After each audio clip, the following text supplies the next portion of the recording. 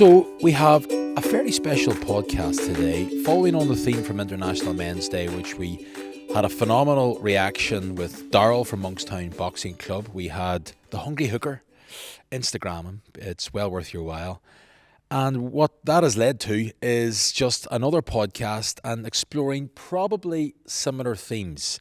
And Antrim and Newtownabbey Borough Council are really trying to lead in this area. So we thought, why not come down to this beautiful old mill in New Mossley and interview someone who I've interviewed many's a time, but definitely not on this subject, it has to be said.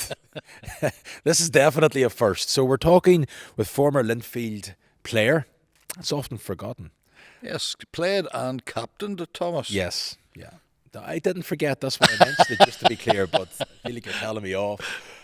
And manager, just run me through what you won as manager, first of all. At Linfield, we were greatly blessed, Thomas. We won 31 trophies, during which time we had the clean sweep year. Would you believe it was 2005, 2006, and we're 20 years down the line.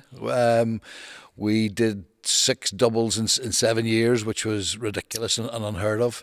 So we were very much blessed with a successful time at Linfield. And then, after stepping away for a period, joined Ballymena United, where again we were the longest serving management team there, 7 years. A wonderful time there. Challenges were different, but still very exacting.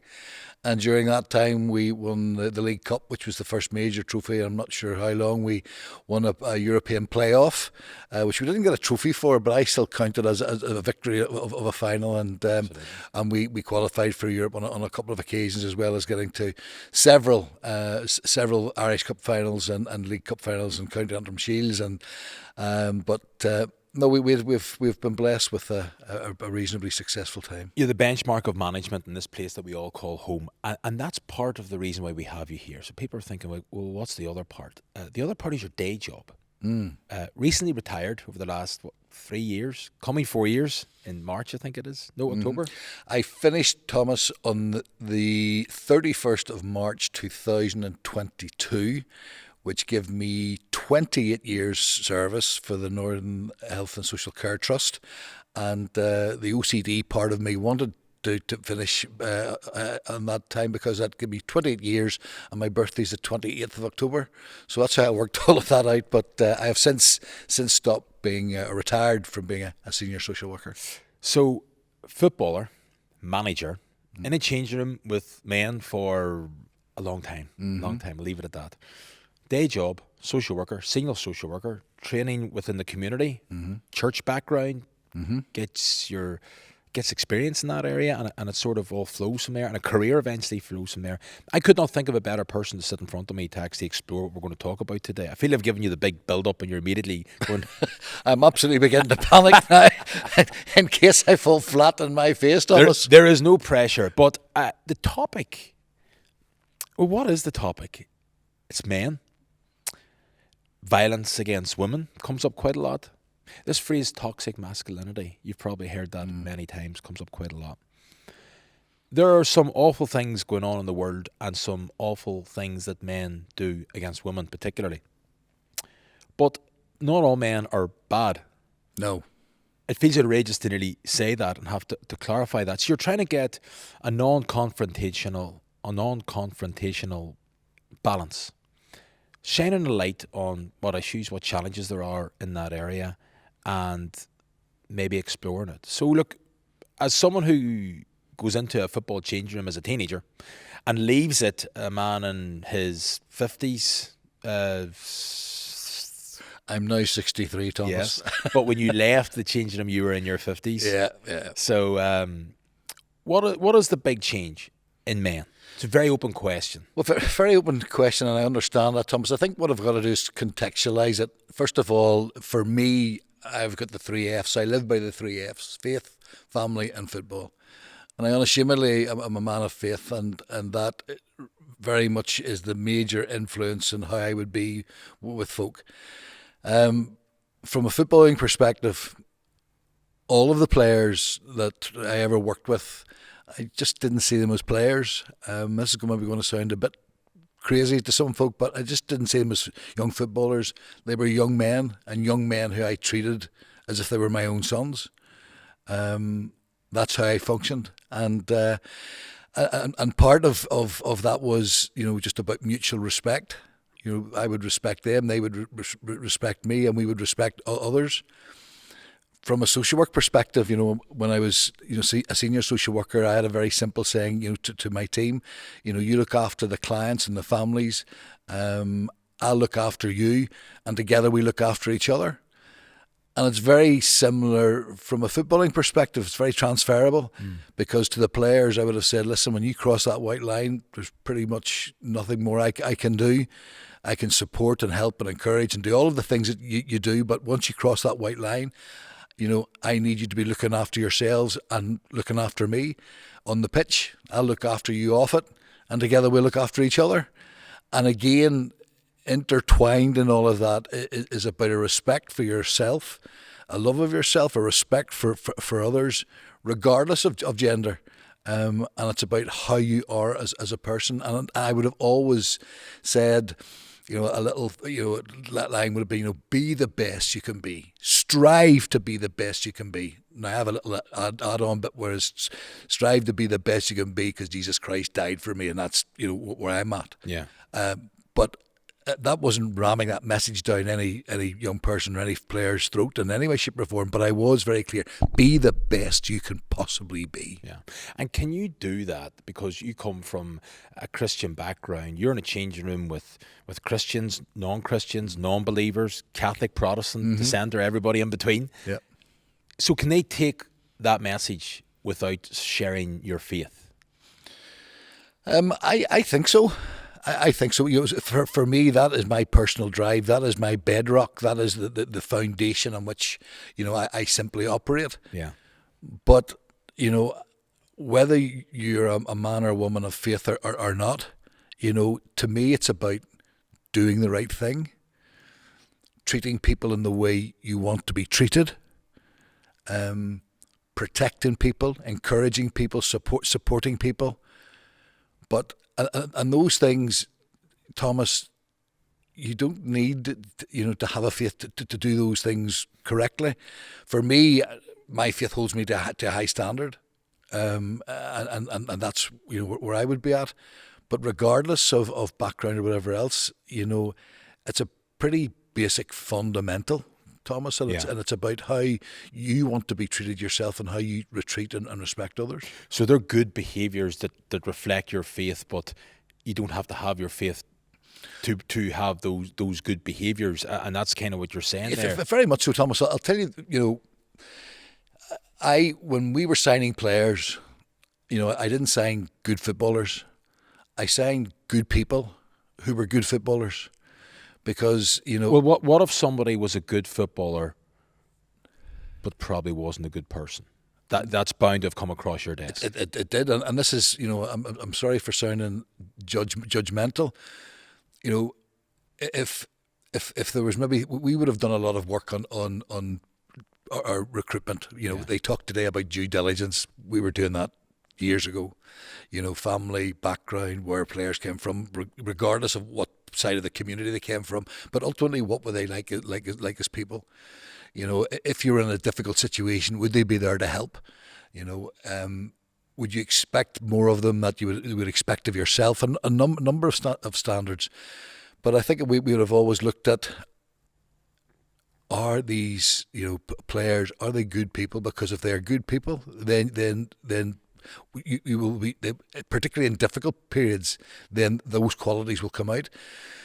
And I wouldn't like to sort of say, if there was a bad, if there was someone who maybe didn't have those values, if they didn't integrate well, if they would impact negatively on a group, then I wouldn't bring them to the club or whatever club it was at. So that's those standards. And by the way, I hold myself to that as well. I'm not, some angel in any way, shape or form.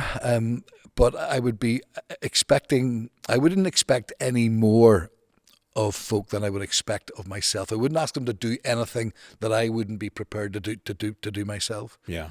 And it would be very important that if particularly when you're coming into a club, that they understand that while there's an individual responsibility, there's a collective responsibility and a collective accountability.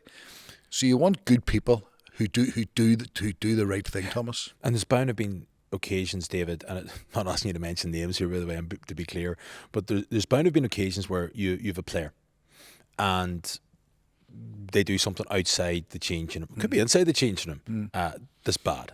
Whatever way you want it to put a focus on that. And I suppose for an easy life, you don't really want to deal with they play well on a Saturday. That's the main thing. Look, what they go on in their private lives is up to them. And that's probably the norm. That probably was definitely the norm previously. Was there ever an occasion where something happened outside that just is bad behaviour? As you clarify it, and you've had to take action.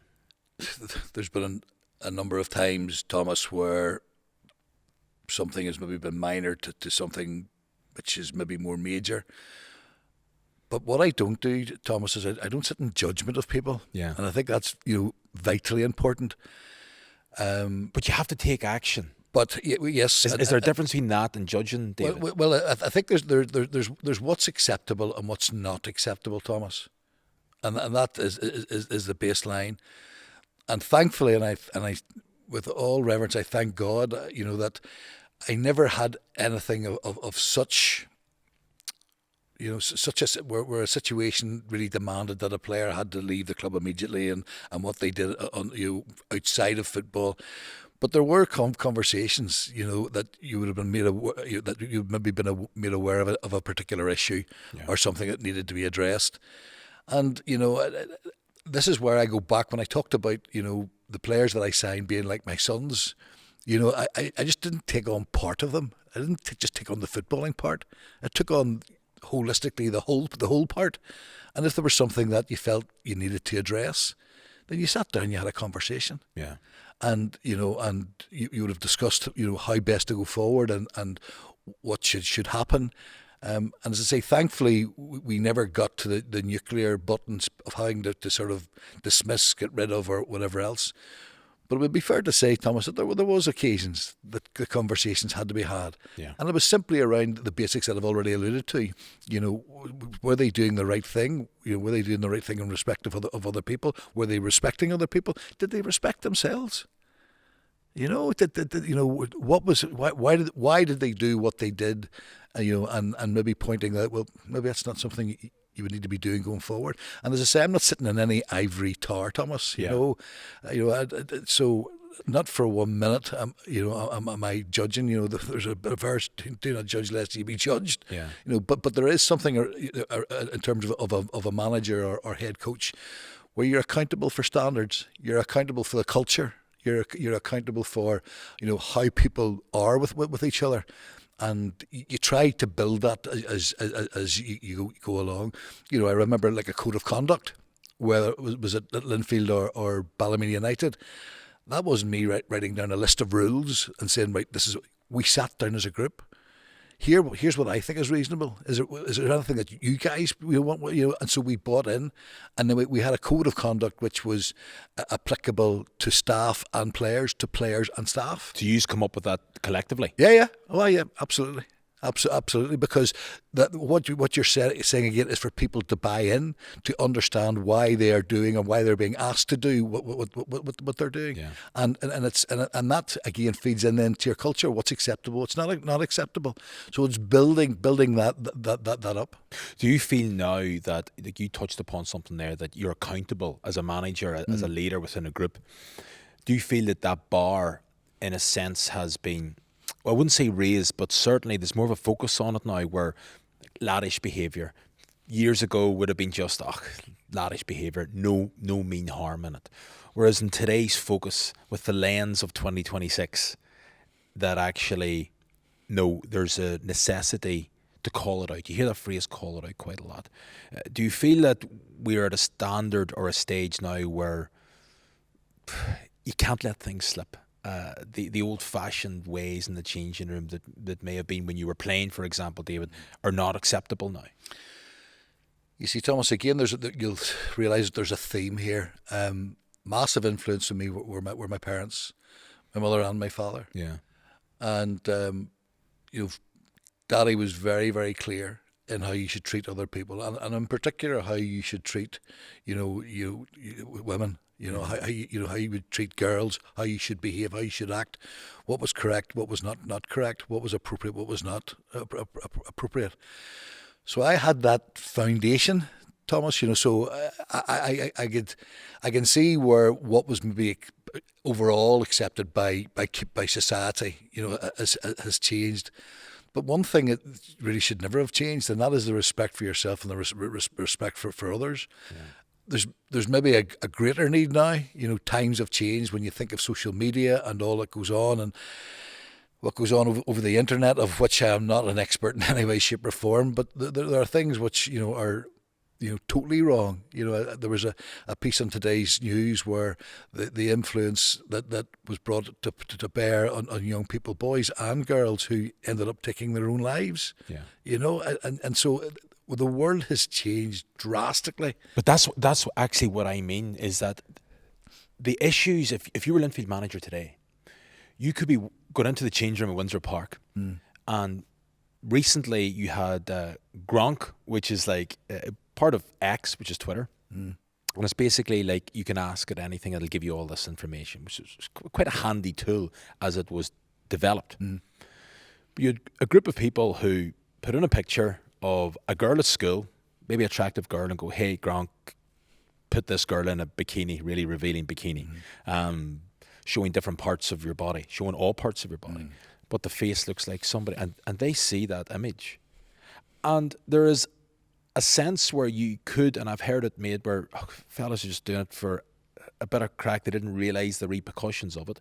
That wasn't happening 20 years ago because that facility wasn't there. No. So that's why I mean that the accountability piece for in people working like in sports management, where it's so different and it's asking so many difficult questions, that you have to not judge, but you have to step in. You've got to be a standard bearer. That situation is just totally and utterly unacceptable. Yeah. And I think how we address it is that we personalise it. How would you like that picture to be of your mummy?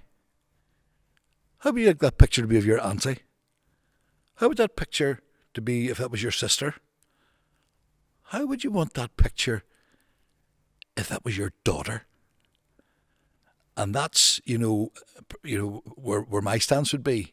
And again, it's about respect and treating others as the way you would want them to be treated, how you want to be treated, and how you want your families to be treated. That needs to be really called out, Thomas. That is totally and utterly unacceptable. And there's just no line there in any way, shape or form. Mm-hmm.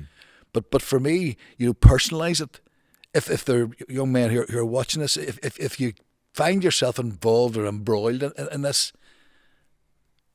what if it was your mummy, your sister, your auntie, or your child, your daughter? And that's where we need to get to. Yeah. And that's one side of it. The other side of it is you've worked with young people your entire life, David. Mental health. So when I say that phrase to you, what do you take from that? It's obviously more prevalent maybe today than yesteryear, Thomas, but I immediately reflect on myself. I witnessed a situation which ultimately I was diagnosed as having PTSD, and on the outside I was managing Linfield, and I was a senior social worker, and I was getting on with life, and all was going great. Couldn't be better, David, from the outside looking in. No, and yet I struggled. Right. I had, a difficult time. I could, it wasn't about two faces. I had 3, 4, 5, 6 faces. And it was all down to what role did you play. If you were in work, what was the role you played as a senior social worker or as a football manager? How did you do that? And yet in your private times, There was difficult periods, and thankfully I got professional help, and I learnt over a period how to work through that. What does, if it's not too direct a question, what does professional help look like? Oh, a consultant psychiatrist. Right. Consultant psychiatrist, Dr. Oscar Daly, who's based up in Lagan Valley Hospital. Man was unbelievable, and he literally gave me the skills and the ability and the techniques to get through, you know, and massive help, absolute massive help, and I was so grateful. But that's where, you know, you see, you know, mental health issues being so prevalent today, and you're hoping now to help young people and people in general, Thomas, just to be more resilient, you know, to be stronger, you know, to seek help. You know, we've had several tragedies in Irish League football over this last couple of years. Absolutely tragic. Suicide. Yeah, tragic, absolutely tragic. And so, you know, part of anything that I would do is I'm not frightened to. I don't take great pride in it. You know, I don't want to big it up, Thomas. But you know, I went through a tough time, and I suppose what I'm saying is that on the outside everything was great and everything was rosy in the garden, but that wasn't always the case. And you know, it was tough and it was difficult. I got through, as I say, with professional help. Faith got me through as well, without any shadow of a doubt, and I come out the other end. But it's not something that I would ever shy away from, and I'm going to encourage any young men or young women who are watching this, if you're having difficulties, then go and talk to someone. Go and tell someone. Seek help. Don't try and do it on your own. Did you seek that help, or were you told to get that help? Just interested how that worked out. I feel like I'm digging deep here. No, So you're fine. fine. Don't feel the need. You're fine. No.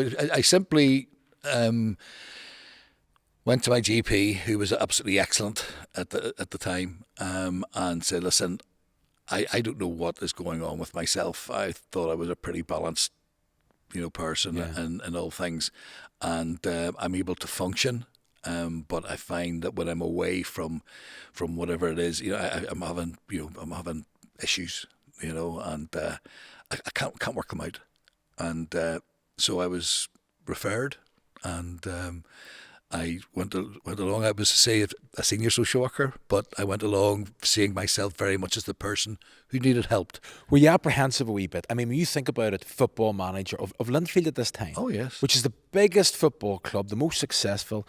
I would say the most difficult to manage from the outside looking in. You know, tricky job. Very, very few people knew Thomas. Yeah, and that's why even now, I hope that what I'm disclosing, I'm doing it in a measurable way, in that I'm just trying to maybe share with other people that not everything is great all of the time, and when it's not so great, then seek help. You don't necessarily have to seek, you know, professional help, but if you find yourself not in a good place, then go and talk to someone. Go and seek help. Yeah, you know, and as I say, back then, you probably count in one hand the number of people who knew Thomas. That was. Yep, I just could not have that information out.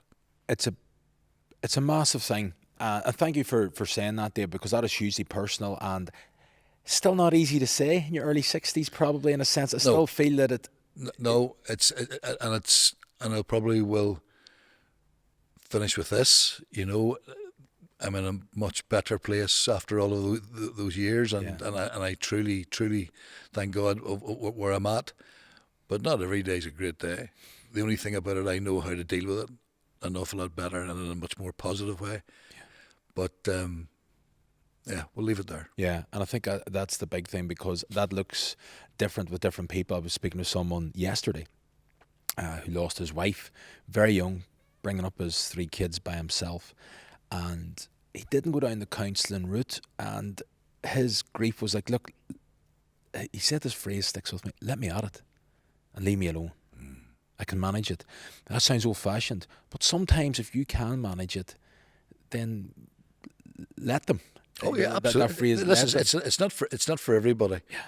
But he did say something. He actually his GP was the team doctor for the sports team he played for, so he had a good relationship with him.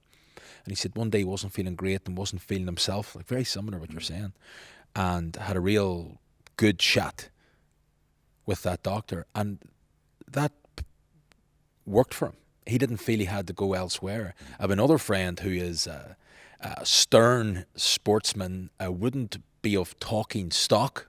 You could imagine the type of individual. Has a child, has some health difficulties, and decided to go to speak to a counsellor. But you had to sign in the little book beforehand, and that's what you did when you arrived. So he was able to see everybody that was signing in ahead of him, and he thought, well, somebody's going to come after me and see my name. So he turned and he bolted. And then he said, I was actually nearly ashamed of myself for doing that, because I thought somebody's going to see me getting counselling, which means I'm weak. And he was nearly disgusted at himself. And then I think it was the following week he did go back and he did sign the book, and really like a rite of passage. And it's so interesting that one size does not fit all, but the overriding theme is, look, you don't know what's going on behind people's lives, and if you are, struggling, which we all do at times. Like I had a cousin who killed himself. I was commentating up at the Korean Showgrounds. I got the phone call. Phone was hopping as I was commentating, and after that, I can't answer the phone obviously because I'm commentating, but I knew something was wrong, and took the phone call, got the sense what was happening, and we had to do a live, which you had to do many at a time. So that wee bit between the final whistle and we were going live on final scores, it was at the time. I had about 20 minutes there where I had to digest it, realise what I'm going to do with the family moving back home, and then go on live on television for 4.5 minutes interviewing Oran Kearney, as it was at the time. So there's a bit where you have to, yes, get on with things, but also deal with the reality of it. And that journey's very different for everybody else, but it's the reaching out piece that just seems central to everything, David. Very much so, Thomas. As I said, there'll be some people who, because of maybe their embarrassment or they don't want other people to know, decide to do nothing. For me, doing something is a sign of strength. And ultimately, you get one crack at life. And it's short. One opportunity. And so, I would always say that, if people are able to get on their own and don't need anybody else, then that's fine. But that isn't for everybody. And for others, it is about seeking help. I think the big message out of that is don't do nothing, if that makes any sense. I know that's two negatives, one after the other, but don't do nothing. If you find yourself in a place which isn't great, then please God, go and seek help. Brilliant. One last thing before we wrap it up. Sometimes you're hoping the person that's facing challenges will reach out. We all know that doesn't happen as well with some people. If you're a friend or a family or a brother or a sister or whoever, and you spot someone, you have a bit of a notion, as they say in our part of the world, that they're not firing all cylinders. How do you step in? Because that's the piece. I know a few people particularly that I wish I had done something there, because I sort of half spotted that a while ago, but didn't think it was my place to maybe say something. I didn't want to cause embarrassment. Thought I may have got it wrong. That's a very delicate piece. But is there anything you've learned throughout the years? And it's okay to say no, David, but just want to have you here. No, I think, Thomas, what I've maybe tried to communicate in whatever walk of life, and you try to be the best you can be and give of yourself, and that for me, life is defined by service. It's defined by encouraging others, helping others, supporting others, and being the recipient of all of that as well. Yeah. You will not always get everything right, but if there's something which you think maybe needs to be said, then again, act upon it. Don't not do nothing. Yeah. So You love the double negatives today, don't you? they're flying in, but the only way I can say it, and it can be is everything all right? Mm-hmm. Is everything okay? And if they say yes, then yeah, it's great, fine, no problem. No problem. Then you don't push it. You've got to have that degree of sensitivity, But if someone says, "Yeah," I said, "Well, do you want?" And the next thing is, everything okay? Do you want to chat about it? And if they say, "Yeah, fine," if they say no, that's okay. Yeah. I'm here if you need to lift the phone. So if you find that you change your mind, then fine. If you maybe want to talk to someone else, and you would like some guidance or some directions to do that, then fine. But starts off with, "Is everything all right with you? Mm-hmm. You okay?" And I think that for me is important. I'm not looking to burden people. I'm not looking at you suddenly take over and start caring for everybody and everything. I'm not suggesting that. But if there are folk in your world and in your life that you think maybe things are just not as they should be, then ask the question. Yeah, Ask the question. I just think it's great advice. What I have learned is, when you ask someone how you doing, no matter if you're going through a war in your mind, your instant response to somebody asking how you doing is not too bad. Oh, you're 100%. Great. You're just an autopilot when somebody asks you that question. Like, have you ever asked somebody, first off, how you keeping? Do you know what, David? I'm really struggling. Like, it probably hasn't.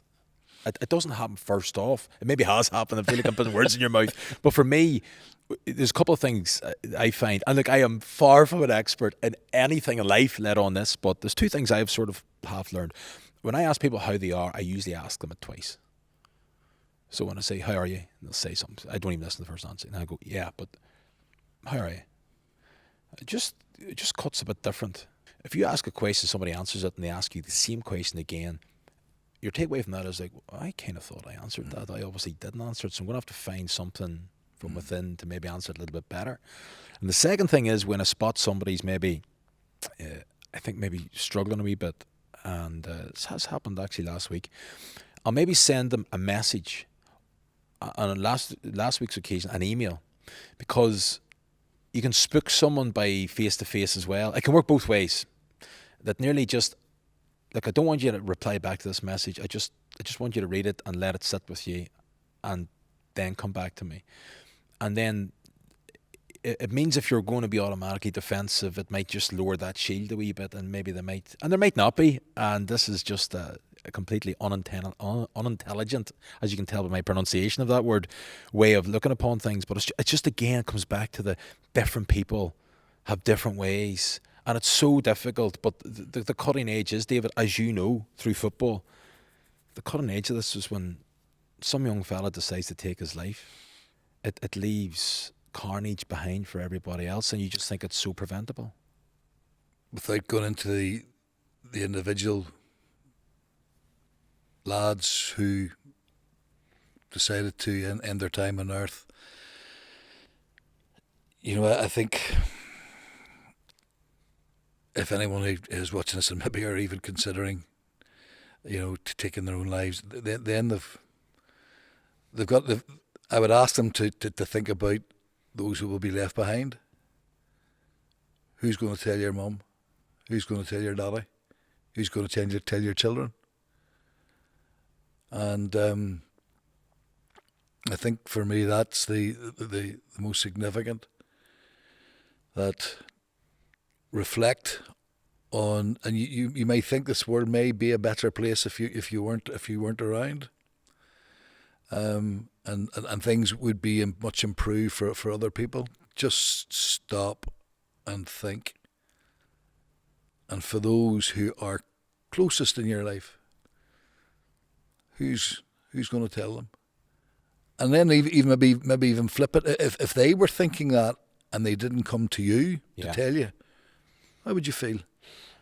So it's, for me, not trying to get overly complicated, Thomas, but it is about taking care of each other. It is looking out for each other within your own world, because that's all you can do. Mm-hmm. But vitally important, and as I say, for me, it has always been about service and help and support, and trying to be the best that I can be. and basing all that I do is instigated and directed simply by my faith. But I would implore anyone who, if they ever find themselves in that situation, think long, think hard. Fair play to you, David. You're just not what everybody seems when they see you on the TV. You know, when you're banging the chest, walking out, having dogs abuse thrown at you for years. I probably deserved it, Thomas. Well, that's good to hear too. You know, it's good to hear too. We all make mistakes, but it's look, it's brilliant to hear someone like you talking like that. And I think that's the thing that'll really resonate with people watching this. They go, like, God, I haven't really heard him talk like that before. And therein lies exactly the message probably that would be good for all of us to hear, that just, we don't know what's going on in other people's lives. There's somebody that is tough and, you know, winning and pressurized jobs, not jobs, Yep. and still able to sort of navigate that very delicate area around mental health, the way you just discussed there, which is brilliant to hear, fella. Brilliant to hear. When are you coming back to take a football team? You know, I'm retired, Thomas, yeah, and they've all said that.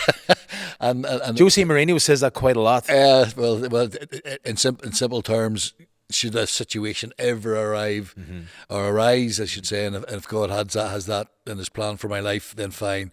But at this moment in time, I am very content and very happy and very satisfied with my lot at this moment in time, and getting on with living life. Yeah. But That's the madness of football, David. Everybody's content when they come out of it and they're happy. And everything else, yeah. but they just seem to go back into it again. Aye. It's the madness of the sport. It's the craziness that is football, Thomas. But it's passion. Of course it is. Absolutely, of course. Yeah. But listen, life's treating you well. You're looking well, fella. You're doing a lot of punditry. You're doing some newspaper columns as well, and you've been asked to do different things, notably things like this here. But life seems to be good for you, David. Life's very good, Thomas. My partner Rose has come through breast cancer. Yeah. Where she's had surgery.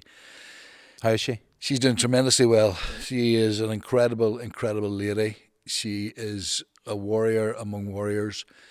She's coming through her chemotherapy, her radiotherapy. She's on a tablet form of chemo now, and just gets on with life. And that's something which really rocked our world. But she has been incredible, absolutely incredible, and we are so thankful, that we are where we are, and so that as well was that was a difficult enough time, but Rose was absolutely unbelievable, and she's just phenomenal lady, and God has been good, and we're in a good place. Yeah, great. Well, look, send her our love. Good for a man or woman.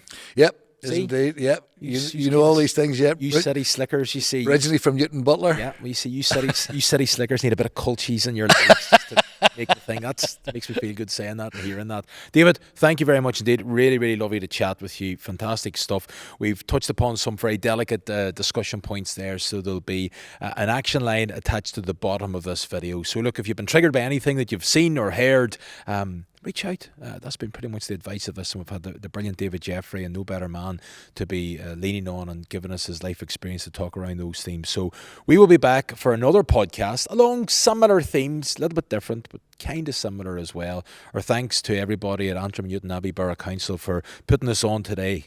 And I cannot stress enough the importance of this message. And you can do post-match interviews, you can do football matches, you can do all these things, which are important, and you think they're important because they are, but this kind of message is hugely significant and probably more important than anything else. So thank you very much indeed for engaging with us, watching it. If you have any feedback, please come back to us. But in the meantime, from the great David Jeffrey and myself, thanks for watching.